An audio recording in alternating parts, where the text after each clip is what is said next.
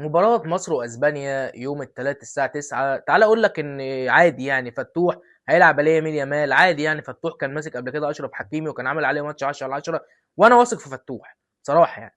لما التانية هتلعب نيكو ويليامز قدام محمد هاني الناشئ بتاعنا، وربنا يستر. عندك بقى في خط الوسط ايه يعني؟ جافي، بدري، كوبارسي في الدفاع، يعني اسماء عاديه يعني. ايه بنشوفها كل خميس واربع يعني، عادي الدنيا جميله. فانا بحب اقول لك ان ربنا يستر في الماتش ده. تعال اقول لك بقى اللي منتخب مصر هينزل بالتشكيله اللي نزل بيها الماتش اللي فات، هي نفس التشكيله. هو ممكن بس الاختلاف الوحيد اللي ممكن يحصل، اللي انا شايفه من وجهه نظري، ان ممكن يطلع اسلام عيسى وينزل هيثم حسن.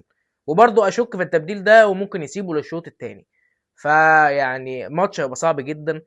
ماتش مش سهل. سيبك من اداء مصر قدام السعوديه، منتخب السعوديه كان منتخب هش قوي في الماتش ده. كان لا كان باين عليه اللي هو منتخب الكره بتاعته قليله في الماتش ده. فده مش مقياس ان انت تقول اصل احنا لعبنا قدام السعوديه وكسرنا الدنيا فهنروح قدام اسبانيا هنموت بعض. لا ده مش مقياس خالص. بس تعالى اقول لك ان احنا نقدر نعمل حاجه.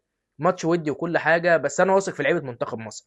ان شاء الله اللعيبه يقدروا يعملوا حاجه، وان شاء الله فتوح يعني يثبت بقى ان هو لاعب خارق، ويمسك يمين يمان يحطه في جيبه ما يطلعوش منه. ويقول بقى انتوا رايكم في المباراه وفي التشكيله بتاعت كابتن حسام. يعني انا بقول لك من دلوقتي ربنا يستر. وسلام.